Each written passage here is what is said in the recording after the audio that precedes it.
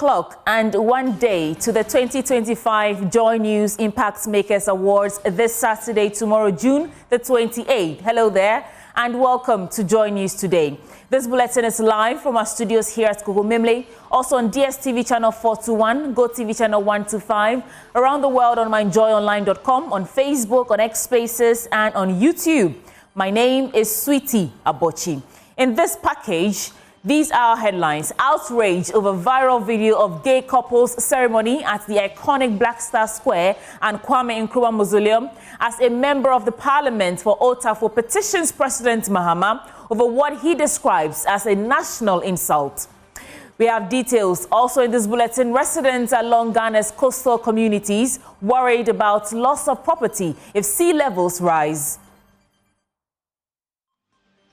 We have more as Ghana Meteorological Agency warns coastal dwellers and fisher folks to stay away from the beach as sea tides are expected to reach dangerous levels this weekend. And Joy News research uncovers government's quiet U-turn on energy sector levy despite 2025 budget promise not to increase the tax rate. These details plus business news and sports in this package. This is Joy News. Independent, fearless and credible. Details in a bit.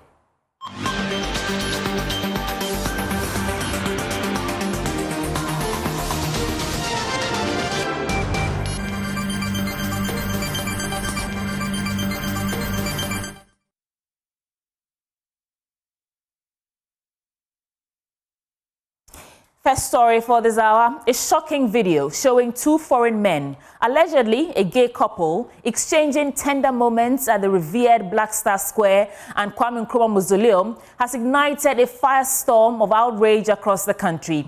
The footage appears to capture a symbolic wedding ceremony with the Ghanaian flag waving prominently in the background and Kwame Nkrumah's statue looking on, sparking intense debate and condemnation. Member of Parliament for Otafuah, Vincent Assafuah, is among the vocal critics, having formally petitioned President Mahama to publicly denounce the act and reaffirm Ghana's values. We're bringing you an excerpt from that petition on your screens in a minute. And it says, with a heavy heart and deep concern, I write to you not just as a citizen of Ghana, but as someone deeply troubled by a disturbing development that has caused immense pain to many Ghanaians across the country. In recent days, images have circulated showing two homosexual individuals taking deliberate photographs at the Independence Square and the Kwame Nkrumah Mausoleum site that represent not only our freedom, but also national pride and the sacrifices of our forefathers. The statement goes on to say these spaces are sacred. They are not to be turned into platforms for promoting acts that are fundamentally alien to our cultural, moral, and religious values. So, the statement continues to say, this is not a social issue. It is a moral affront and a spiritual insult to the conscience of our nation. I speak with grief because what happened is not just a photo opportunity. It is symbolic of a creeping agenda to normalize what the overwhelming majority of Ghanaians reject as immoral. We can speak to Assafuah now on phone with me this afternoon. Zoom this afternoon. Thank you so much, Eko, for joining us on Joy News today. Has your petition got any response yet? Well, not at all, but I'm hopeful about the situation. I think that His Excellency the President is passionate about this country, as I am. And so the petition was sent yesterday early in the morning. And so I am hoping that based on his words and his commitment as far as His Excellency the President is concerned, I hope that I will hear from him very soon. I do not need to hear from him by way of a letter to me or whatsoever. I only want to hear him condemn the situation. I only want to see him show that amount of commitment that he showed the people of Ghana before he assumed the reins of government in January. That's all that I'm expecting from Mr. Excellency the President.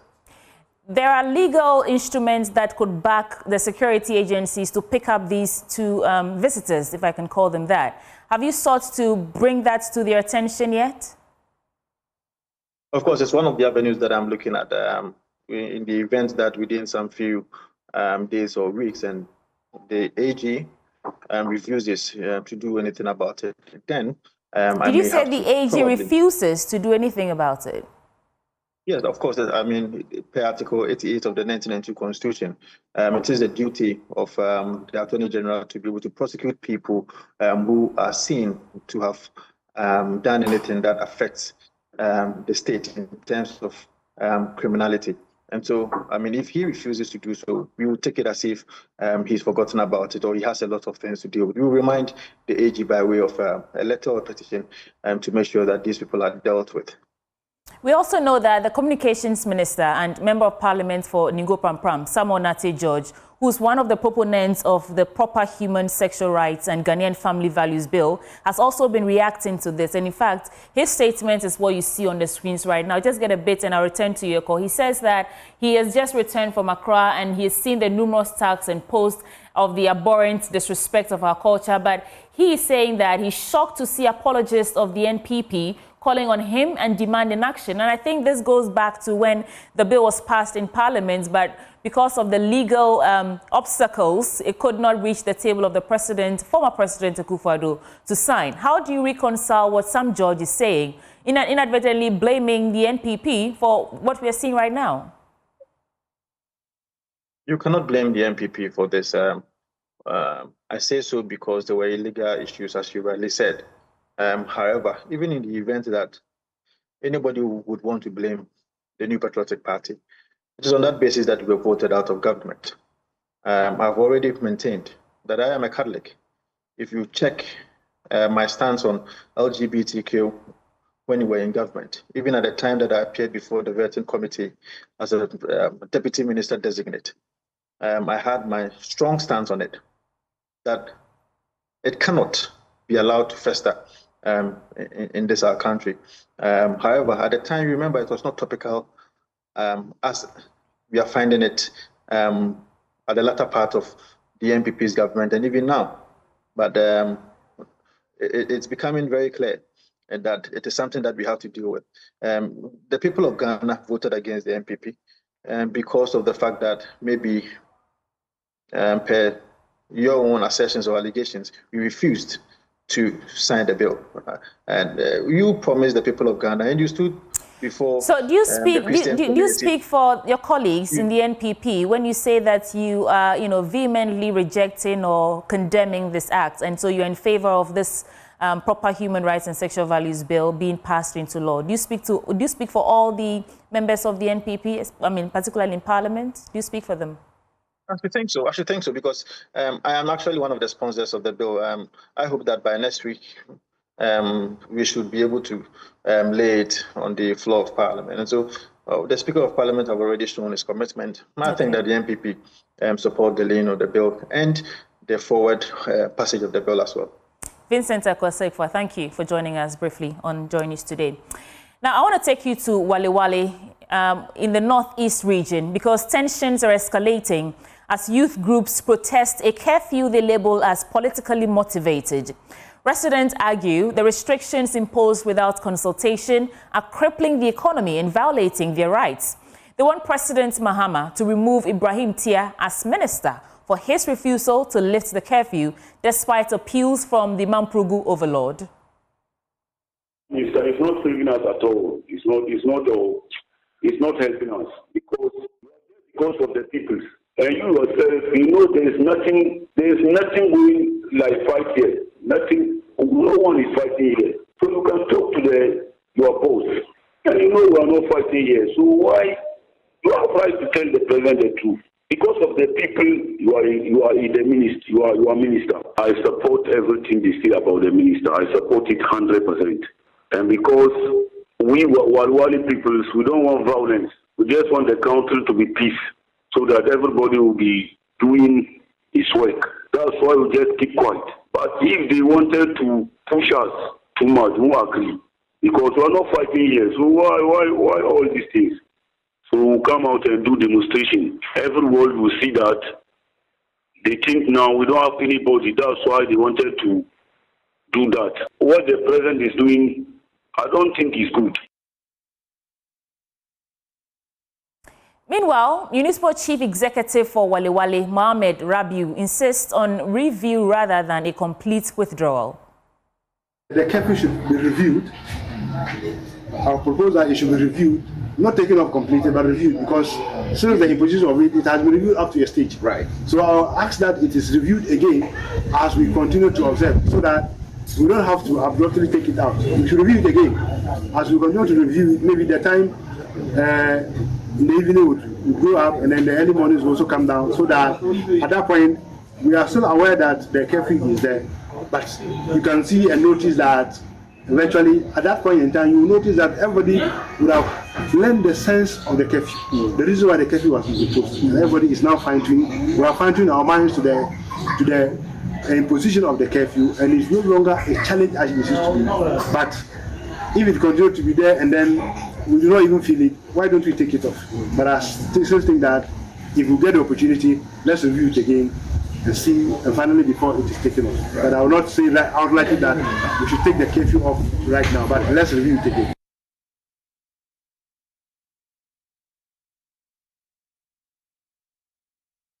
Well, we have the Northeast Regional Minister, Ibrahim Tetteh, with us, and he wants to joining us for his perspective on the matter. So thank you for joining us on Joy News today. So it appears the people are calling for a removal because you're unable to lift this ban, which they say is inflicting or infringing on their human rights. How do you respond to this?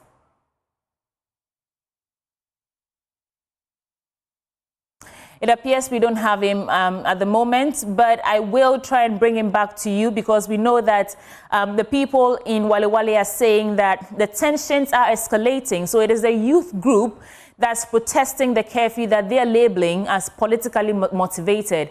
And they were seeking that the regional minister does something about it. But unfortunately, he's unable to do anything yet. And so they're asking for his removal. And I think I have him with me at this moment. And thank you, sir, if you can hear me. We want to get your response for what your people in Waliwali are calling for your removal, because you're unable to lift this curfew that they say is politically motivated. How do you respond to that? Well, good afternoon. How can a curfew be politically motivated? Waliwali is a municipal, where all political parties are there. NDC is there, MPP is there, PNC is there. So even my own party people are part of they are also enduring the curfew over there. So how can this be political? They say it's infringing on their human rights, the youth group specifically. They say that the tensions have escalated, but what have you seen, what have you heard, and how does it make you feel in terms of what they're saying, the escalation of this tension? Oh yes, that is the issue. We were all clear, we were all oblivious with what was happening in Waliwali. That brought about the curfew.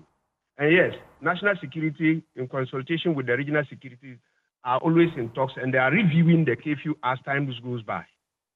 You see, so yes, I know there's relative calm in Waliwali, and we're also appealing that, yes, once the calm is continuing, we'll also appeal to the necessary agencies for us to look at it and see how we can get the curfew reviewed again. But they underpinning it on political motivations or political reasonings, that one there, I don't think it gels, because I have my own party people there. And when it comes to security, there are no party colors there. Give us the timelines you're working with in terms of reviewing this curfew. Please come again. What timelines are you working with in terms of reviewing this curfew? There are several stakeholders involved in this.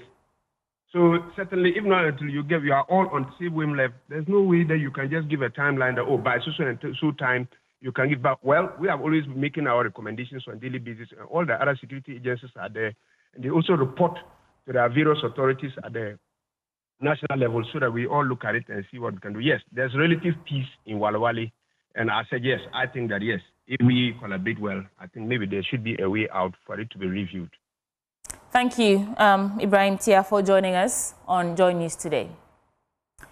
That there is the regional minister for Waliwali, Upper West region. So now let me take you to the coastal community in Tetteh, because residents along that line are worried about loss of property if sea levels rise. And this follows a warning by the Ghana Meteorological Agency, asking them to avoid beaches and open waters this weekend, as sea conditions are expected to become extremely dangerous. GMET says wave heights could surge up to 2.8 meters, far exceeding the safe limits of 1.5 meters and crossing the 2.5 meter mark, classified as hazardous for marine activity. We'll get more from our correspondent in a bit, but first, let's hear from Adom Tetteh. He's principal meteorologist at GMET Marine Unit. The agreed threshold for significant wave height. Very high waves are coming on these days, that is Friday and Sunday. Wave height between 0 to 1.4 is described per our local understanding as calm. So on Friday and Sunday, the waves will be in the dangerous zone, about 2.5 to 2.8 or higher than that. They understand it. So we issued USSD code as well to give them the state of the sea. That one gives the range from the very day to the next 3 days. That gives them the 4 days significant wave height.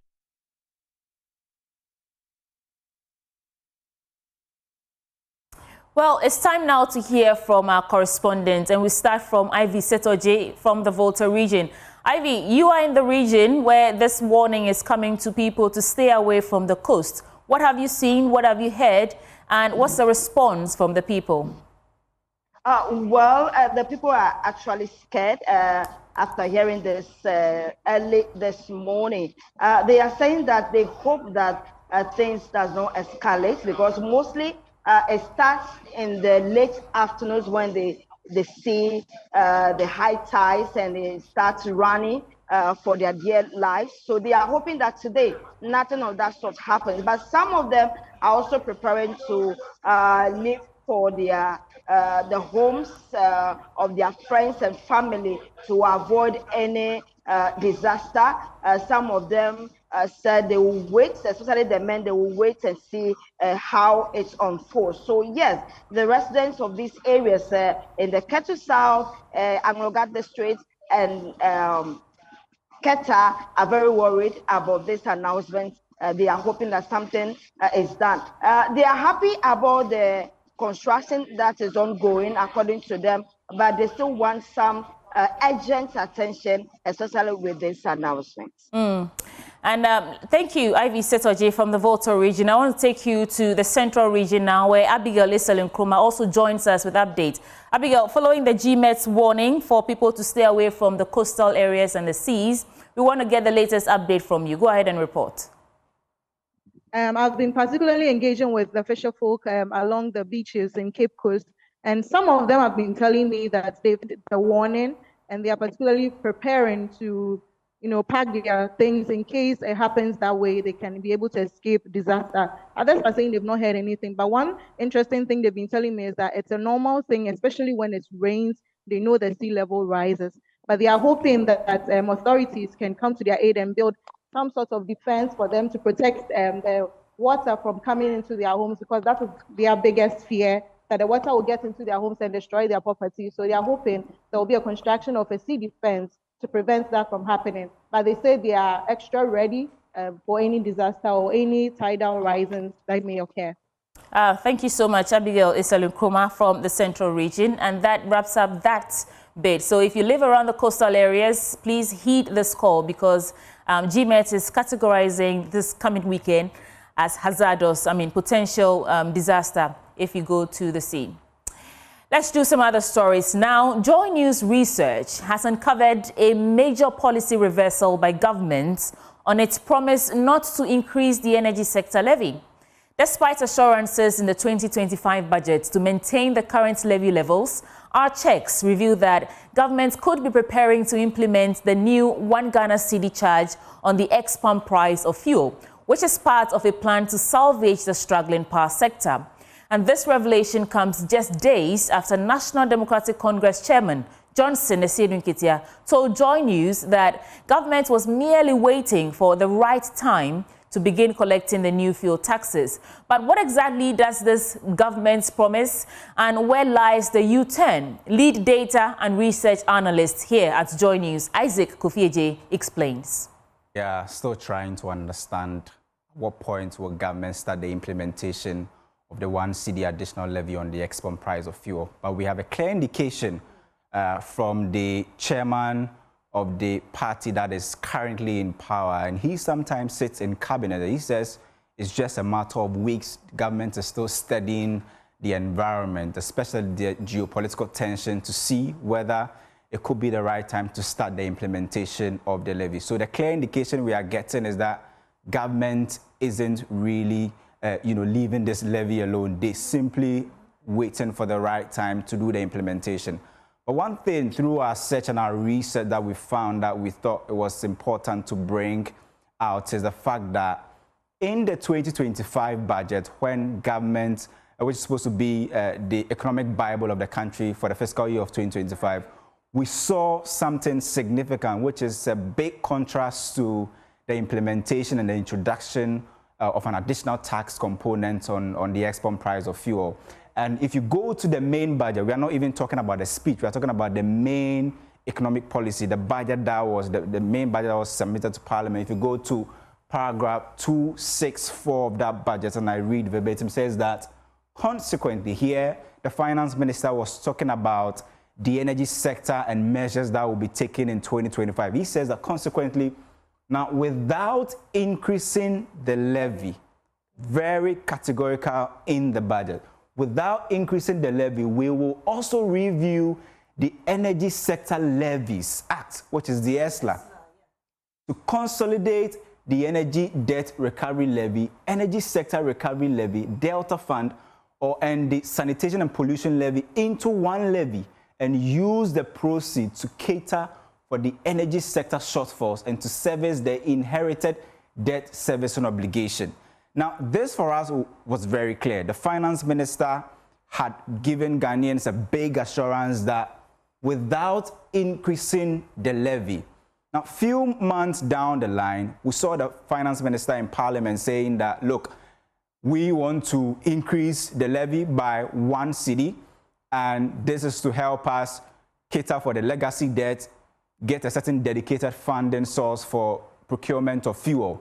And all of this, many are saying that the government wasn't really true to its words. Absolutely, where it made in the budget very categorical that without increasing the levy. But what we are seeing is a big contrast. Now, beyond this, there is, the PRC's, latest update that we are also seeing, where although government is increasing this levy for us to be able to get monies to buy fuel, PRC is also saying that, look, we are also taking 27% of that cost and we are slapping it on the tariff. So currently, if you are seeing that 2.45% increment in electricity tariff, it's simply because PRC, instead of the 4 main components or factors that we usually will consider, PRC is now considering 7 additional 3 new components added, including what they call the liquid fuel, procurement aspect. Well, feel free to leave a comment across all social media platforms. Let us know how you feel about that. Now, the Women Caucus of Parliament is asking for full implementation of the Affirmative Action Law. Parliament passed the bill into law in July 2024 after years of advocacy for fair representation of women in leadership positions. But a year on, no roadmap has been clearly outlined by both previous and current government to fully roll it out. Speaking during a courtesy call on the Vice President by the Women Caucus of Parliament at the Jubilee House, Deputy Minority Leader Patricia Appiagyei asked the Vice President, Professor Nana Jane Opoku-Agyeman, to spearhead government efforts to implement the law. It was only last year, July, that we passed the Affirmative Action Law. The law is now in place. If we are here, we can't just overlook it, but rather draw your attention to the fact that the implementation of the law is very crucial. And it is important that as your role as a mother of this house, we are all your children, and we are going to support you to ensure that you deliver. Your delivery as a vice president will be one that is exceptional. Still on that matter, Vice President Professor Nana Opoku-Agyeman also urged the MPs to use their positions to collectively influence other women to the top. And for me, the important point is, so now that we are here, what are we doing with the opportunity? It cannot just be for us. As the good book says, not unto us.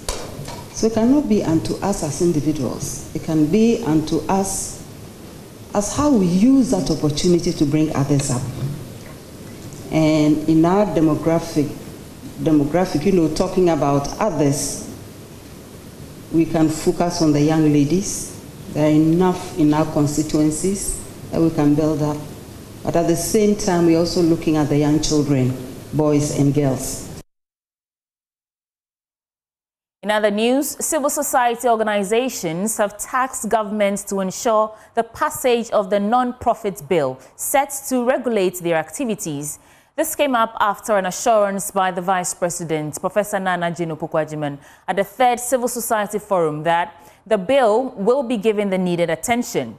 The CSOs say the bill will regulate and strengthen their operations and ask for the smooth registration of NGOs. Hannah Odame is on that beat and reports.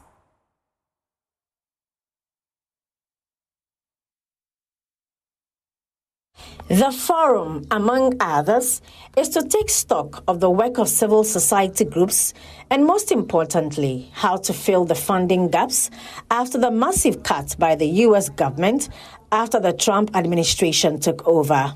Delivering the keynote address, Chairman of the National Development Planning Commission, Dr. Ninoy Thompson, noted CSOs must work at boosting their credibility by accounting for donations they receive and also recalibrate in the face of declining funding.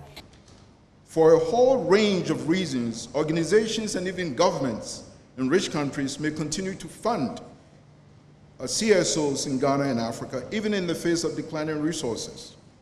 Here, the case for credibility takes on somewhat different hue or significance, where local CSOs must then prove that they are not conduits or pawns for a sinister agenda of global or ideological manipulation and domination. And the brother from New York did allude to that, so that CSOs do not work to the whims of those who give them money. Chairperson of the Coordinating Committee of the Forum, Beauty Emefanate, enumerated measures being put in place to meet the requirements outlined by Dr. Thompson. The Ghana Civil Society Forum continues to provide platforms for networking, knowledge sharing, and capacity building among CSOs, and enhancing our effectiveness in promoting sustainable development. We have also set in place measures to put in place a peer review mechanism that will help us to hold each other to account and deepen our accountability.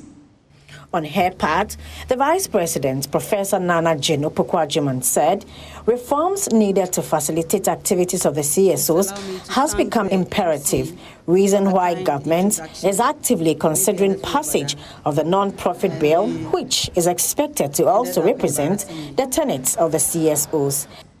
There is currently no specific law in place that facilitates the activities of CSOs and nurtures the development of the civil society space.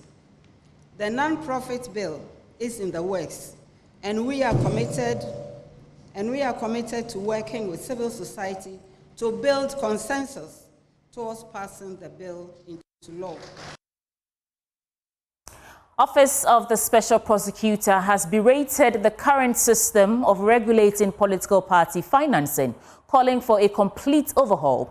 According to the Director of Strategy, Research and Communication Division of the OSP, Sami Dako, The current structure, where the Electoral Commission plays the dual role of both organizing elections and overseeing political party finances, can amount to a potential conflict of interest. Our man on the ground is Ken Jesse, and he's at the event right now with more details. Ken, if you can hear me, what more can you tell us from the event?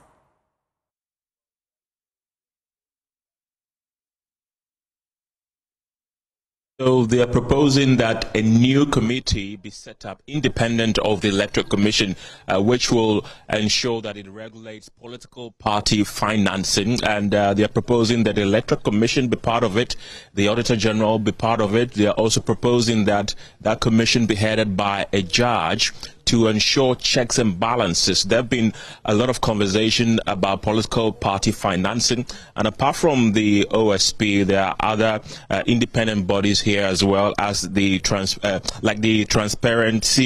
International Ghana. We also have CDD Ghana, who are making cases, making points as to why the sponsoring of political campaigns are very opaque. They say that there are a lot of illicit monies that are being used to sponsor political parties, and some of the reasons are that there's no defined campaign period. So if a candidate loses an election right now, the propensity of him launching his campaign again is very high, and he's going to campaign for a very long time, and that is going to need a lot of money.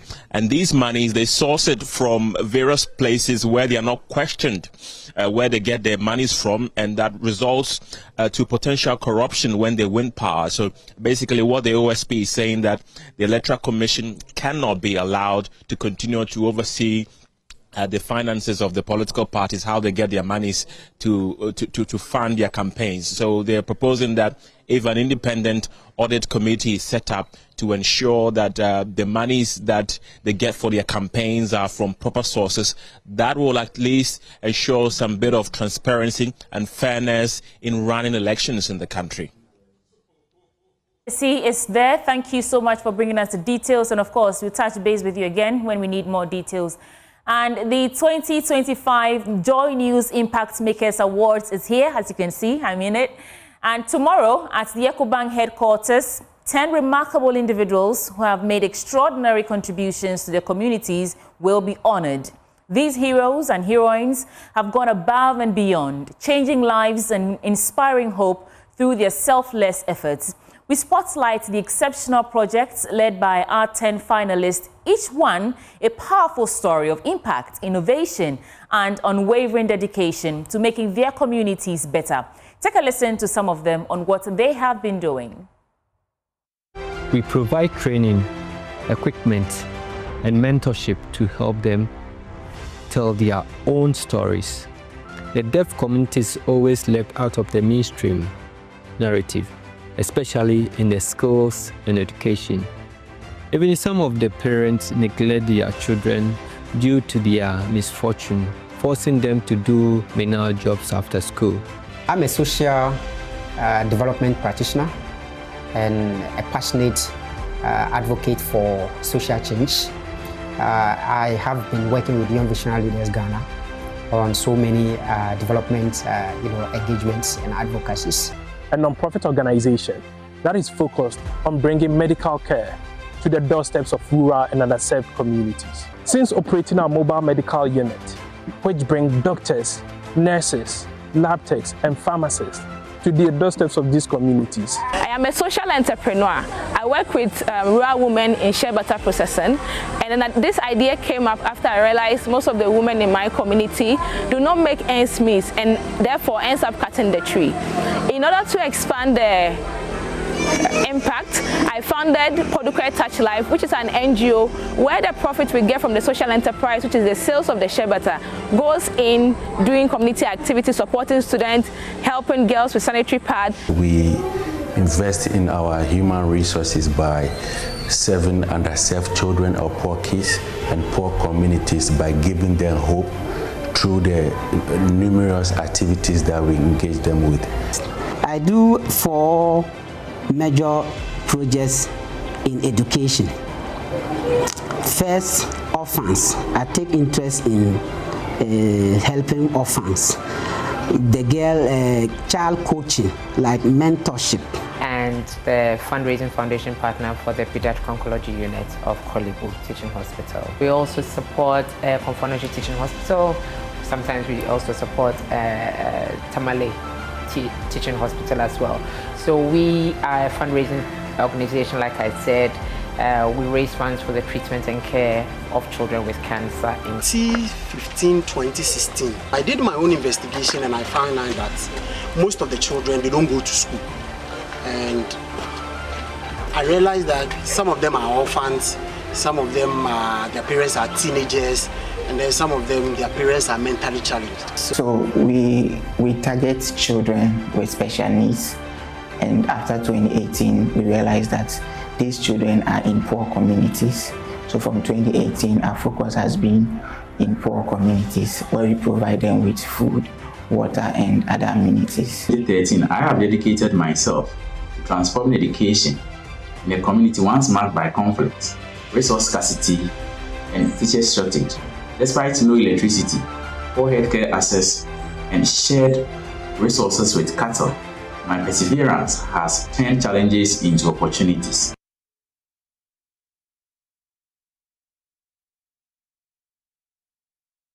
Join us tomorrow. Nathaniel Ato and I will be your MCs, and we promise you a fantastic event. Now, in other stories, the Damanguru Gindabo road has deteriorated, killing and injuring many commuters on that stretch. Robbery attacks have also become rampant on the road. The commonest means of transport, due to the deplorable nature of the road, is the tricycle motor king, which carries dozens of people, including pregnant women and the sick. Rafiq Salam's report contains distressing images. Here it is. The Savannah region is the largest region in the country.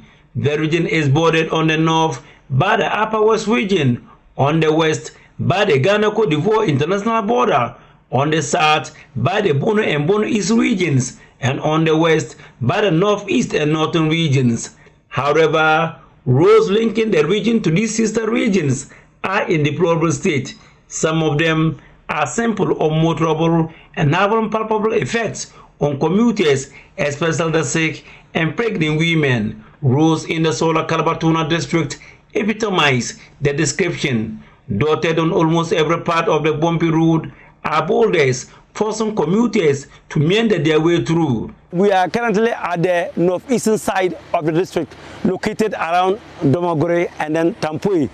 This is one of the roads that they commute from to the other side, which is on the N12. The road is in deplorable shape, it is bumpy, and even sometimes we are told that women even have miscarriages on the road as a result of the bad nature of the road. So we have been speaking to the commuters on this road. They express worry about how government has neglected that part of the country. The village people, if they have a pregnant woman, so if the pain is on her, so it's difficult to go to Gindabo first and look at her. Anytime it rains, the road is impassable. From Gindabo to the other communities, the roads are not good. Unsuru Dombo is a middle-aged farmer who regularly uses the road. He painted a mental picture of the deplorable nature of the road.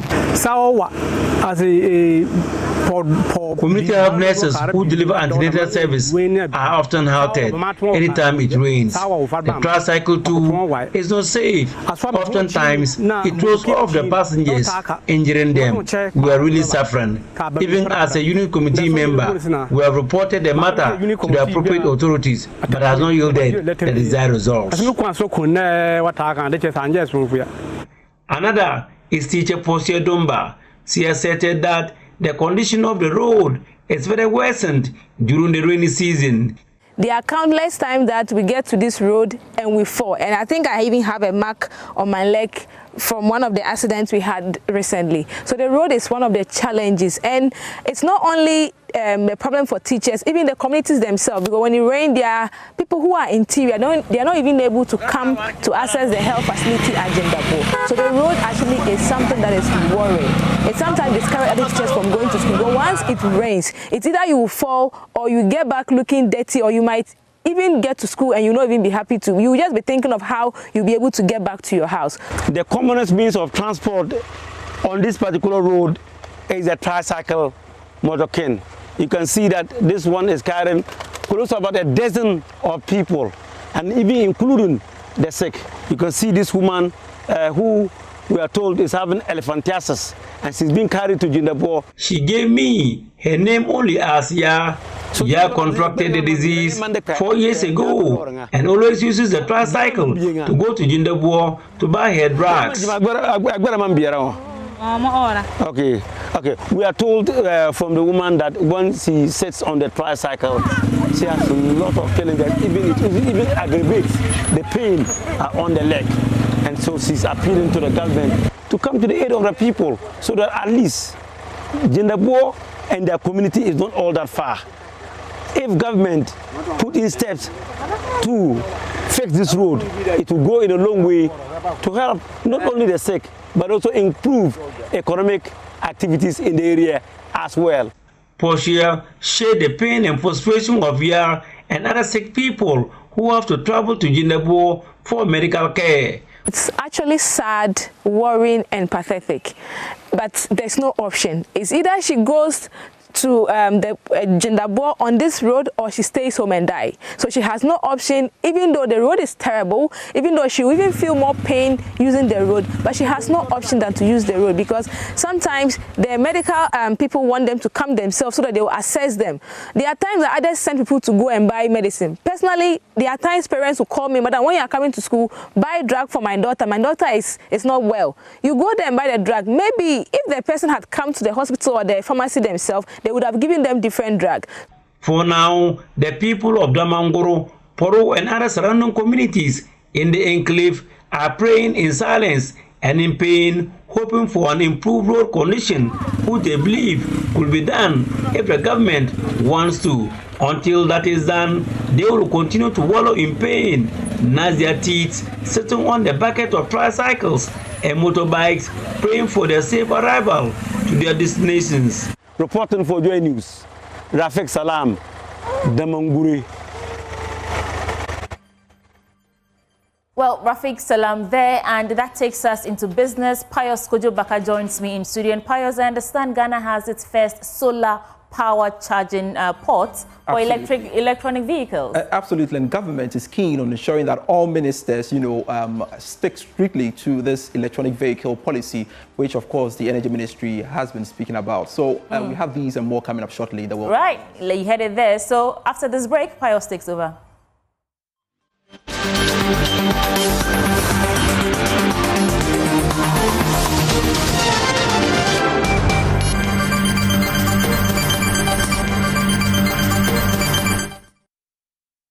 Hello, great afternoon to you all. Welcome to Business. I am Pius Kojo-Baka. Minister for Energy and Green Transition, John Gindabo, has disclosed plans to submit a proposal to Cabinet to provide electric vehicles to all ministers to be used in Accra. According to him, this will support the government's energy transition goal as it hopes to extend to other government appointees.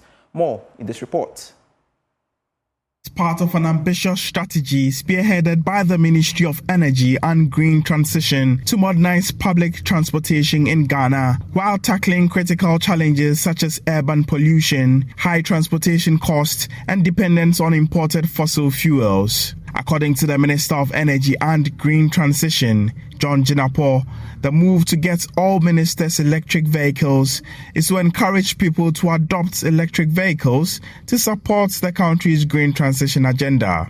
The Ministry of Energy is also submitting a cabinet memo to Cabinet where all ministers would be provided with EV vehicles so that all our ministers would drive EV vehicles within Ghana, and we intend to extend that to other government agencies so that in Accra we'll use EV vehicles within Accra to serve as a catalyst to encourage the public to adopt the use of EV vehicles.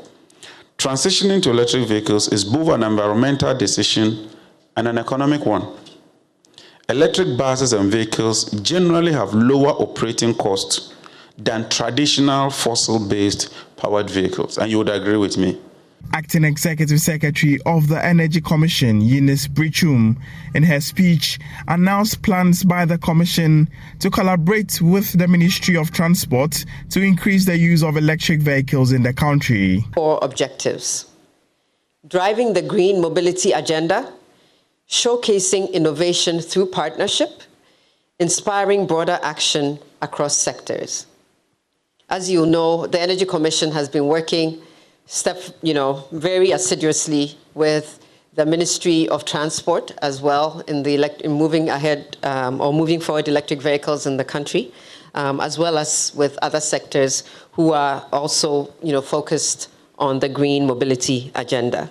The Commission used the occasion to call on transport operators, investors, and stakeholders to support the promotion of the green transition agenda. Immediate past president of the Chartered Institute of Logistics and Transport, Dr. Ibrahim, is urging supply chain and logistics professionals to leverage technology and find innovative solutions to Ghana's logistics and transport challenges. Speaking at the induction ceremony of new members, Dr. Ibrahim urged the professionals to adopt emerging technologies and align with global trade patterns. The induction of new members into the Chartered Institute of Logistics and Transport Ghana showcases their commitment to professionalism and advancement of supply chain, logistics and transport sectors. In all, 88 members were inducted, including 4 new Chartered Fellows, 36 Chartered members and 48 members. Delivering his keynote address at the ceremony, immediate past president of the Chartered Institute of Logistics and Transport, Dr. Ibrahim, called for coherent approach to advance the activities of the sector. As CRT members, we are expected to be at the forefront of adopting best practices, leveraging technology, and finding innovative solutions to Ghana's unique supply chain logistics and transport challenges. To our inductees, your journey with CRT begins today, but your commitment to these principles must be lifelong. President of the Chartered Institute of Logistics and Transport Ghana, Engineer Mahama, urged the new members to commit to the values and ethical principles of the profession. Certain things are expected of them to be very unique. They should be able to impact society and also ensure that the well-being of the system, whenever they are taking any actions, they should really think through how it affects the next and next generations. Sustainability is a key. Environmental sustainability is one area we keep developing them, we keep teaching them, and that any action that they take, they should think of the future. The ceremony was themed upholding professional standards and values for national development.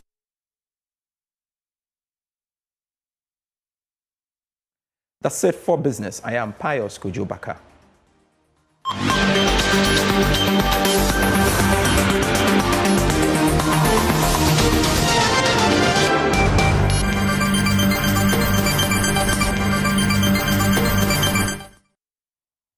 And that will be it for Joy News today with me, Sweetie Abochi. But do log on to myjoyonline.com for more news stories. And as you can see right now, we have the latest stories like Martin Kpebu commends Bank of Ghana for reinstating dismissed staff, applauds governor's responsiveness. We have other stories, including Reverend Stephen Wengam, appointed chair of Ghana Immigration Service Governing Council, as well as Beyond Banking, ADB celebrating 60 years in Ghana with new tagline. A gentle reminder that tomorrow is the Joy News Impact Makers Awards 2025 live from the EcoBank headquarters, but it is strictly by invitation, but you can follow the ceremony from home. Myself, Sweetie Abochi, and Nathaniel Atop would be your pilots tomorrow, so you want to stay with us and get all the important details for tomorrow. My name is Sweetie Abochi, like I already said, and it's bye for now. Happy Friday.